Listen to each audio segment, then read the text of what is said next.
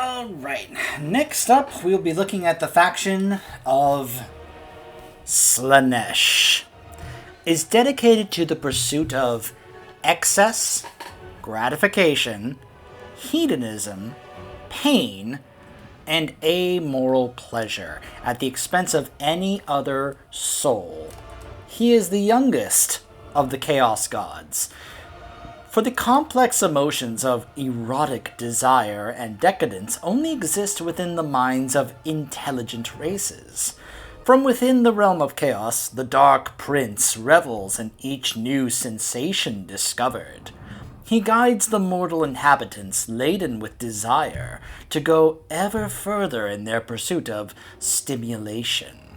Those who serve Slanesh are consumed by their own dark passions, driven by the need for their mistress or master's approval to commit more sordid atrocities. And so Slanesh's followers practice war upon the nations of the south, seducing their foes into the service of their dark god, and inflicting symphonies of misery upon those who resist his call. Devotees amass followers by raiding, sacking, and looting settlements. Summon disciple armies. Use devotees to summon armies in corrupted areas. Seduction. Compel enemy units to join your army during battles, and force whole factions into vassalage via your seductive influence. The delights we shall savor. This is Nakari. The demon known as Nakari is a notorious keeper of secrets. As the Arch-Tempter, he scours the immortal and mortal realms to experience the ultimate sensation and taste ecstasy in its purest form. Over recent millennia, he has developed a particular hatred for the elven twins of Ulthuan. Whatever his short-term goals, the next part of Nakari's plan will surely involve their eternal misery. So this is the roster for Slanesh. Heralds of Slanesh, Keepers, and Nakari. Cultist, Aluris. Some infantry and some cavalry, some monsters and beasts. That's basically it. Marauders.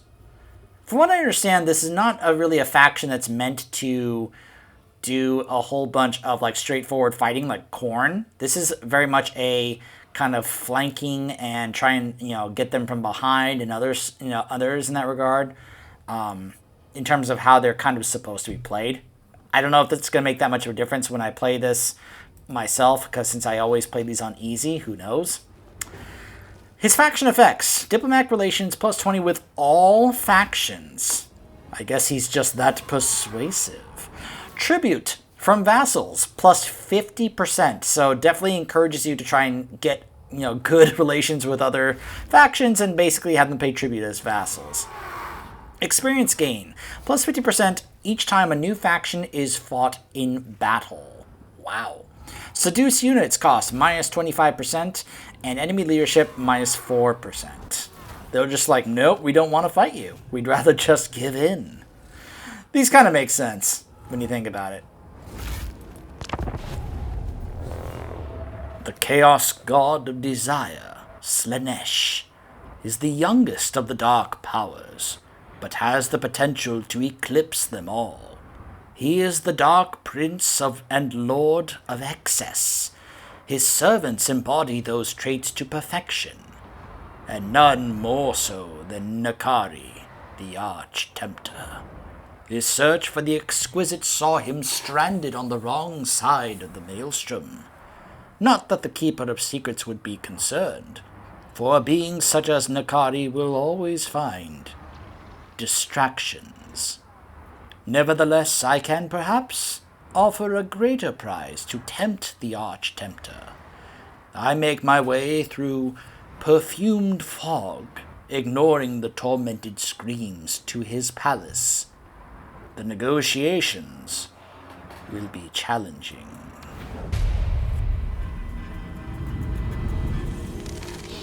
It was in the Palace of Ruin I found Nakari, the Keeper of Secrets.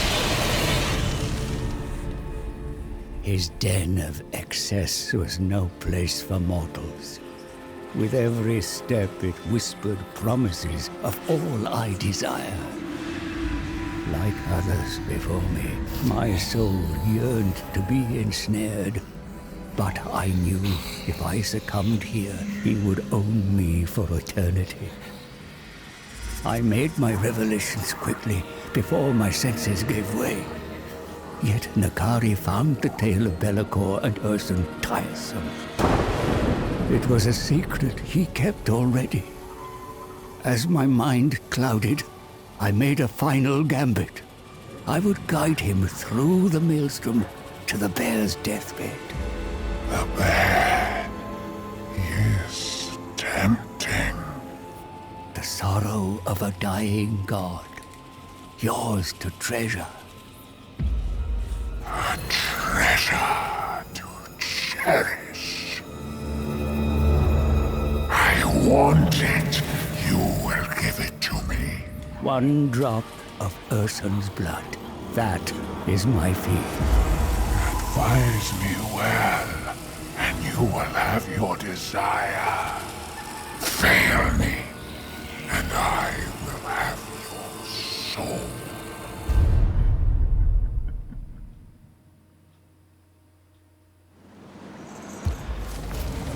Our task is to reap the sorrow of a dying god.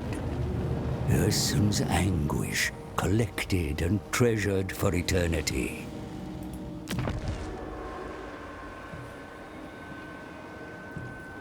Lead me to the dying god, or it is your sorrow I shall savor. At once, Arch-Tempter. It seems the great game continues, and Khorne makes his next move against your master, for he despises the Dark Prince most of all. Servants of the Blood God surround your capital. You must act quickly. Regain the Shard lands from the Crimson Skulls. Their pain will give you meager sustenance, but it is a necessary step to reach riper fruits. Further south lies sweeter prey. Mortals who worship the ruinous powers. Inflict upon them pleasure or pain, as is your wont. Should you cross the Kraken Sea and reach Norsca, you will find many mortals to tempt and usurp. However, there is a risk in extending far south, exposing your flank to the predations of Skarbrand, Khorne's mightiest bloodthirster. The Eternal Lagoon forms a barrier that will keep him at bay for now. But it is only a matter of time before your armies clash. There is much to do, Bejeweled One. You require a large fiefdom to sustain the divine hosts required to penetrate the realm of chaos. Let us commence. Slaneshi armies can capture devotees from battles and from chaos cults, among other sources. Devotees are mainly used to create chaos cults, to raise disciple armies, and for pleasurable acts. Gifts of Slanesh. Slanesh lords and heroes can impart gifts of Slanesh on enemy characters by defeating them in battle or through hero actions. Gifts of Slanesh impose negative effects on those that receive them. Prior to battle, Slaneshi armies may seduce one or more enemy units into switching sides for the battle duration. Slanesh exerts a seductive influence over Elvish and human factions. By working to increase this influence, the followers of the Dark Prince of Chaos may eventually be able to force such factions into vassalage. Wow. By increasing seductive influence, the forces may eventually forcibly vassalize a target faction. Gotcha. The Tempter Lord. Demonettes, Marauders, Hellstriders, and Fiends is what he starts off with. Yeah, this is what Nakari looks like. Yeah, quite the looker, huh? Notice the extra, like, crab-like arms there? Yeah. Oh, boy.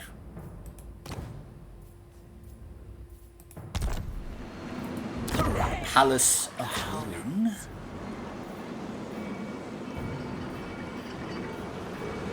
So, we've got the proliferate cults, devotees, cost. So it looks like it's kind of similar to the slaves mechanic that the Dark Elves had in Warcraft 2, where they had to get slaves in order to use them for rites and other things. It looks like here it's more so devotees. Interesting. We, of course, have unholy manifestations. Disciple army will be summoned. Corruption. Devotees. Interesting. Technology. It looks like it actually doesn't require anything other than just time. And it looks like you could just kind of get started here. Oh, hold on. These require other buildings. Okay, a temple of decadence. And then you can be able to research some of these other ones. Okay.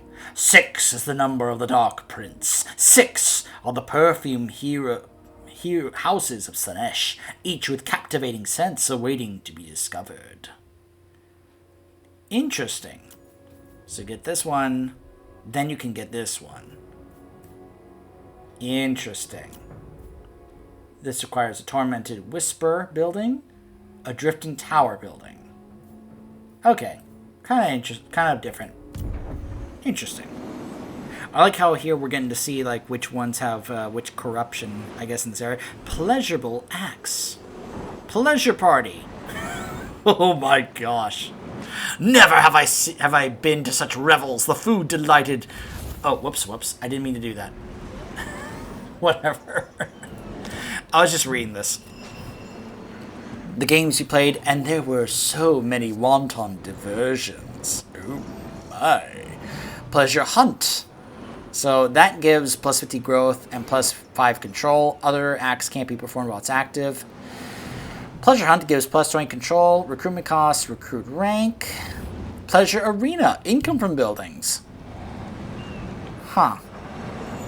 I've heard the army may not be strong, but what I've heard is that the lore magic for this faction is actually really strong, at least at the moment. I saw that there's one ability, I forget what it's called. Hold on, I think I'm going to have to go back to the menu to show this to you guys. Because I don't think I can actually pull it up here. Alright, so let's go back to the menu. Yeah, see what I mean? Memory issue. So let me go back to this. Witness. So let's see if I can find it. Let's see. Lore of Slanesh. Is there a Lore of Slanesh? Let me see if I can find it. Or is it Lore of Shadows? I think it's Lore of Shadows, actually. So I think... Is this the one?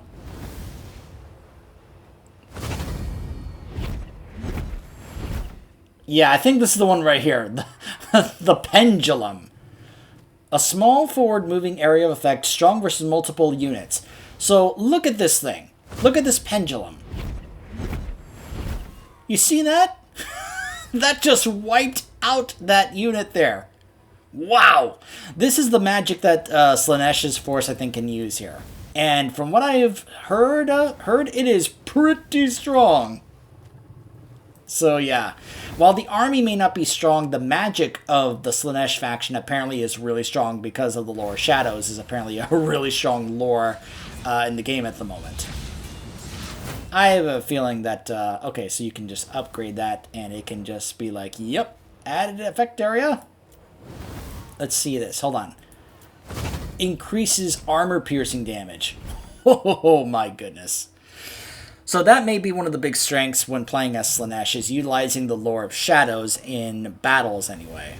But we'll see. We'll see. So when we return, there's only one left, and that is cinch. And I'm just going to keep saying it that way. Hopefully that's the correct way to say it. But I'm just getting tired of wondering how to pronounce it. So I'm just going to keep saying cinch. Hopefully that's the correct way to say it.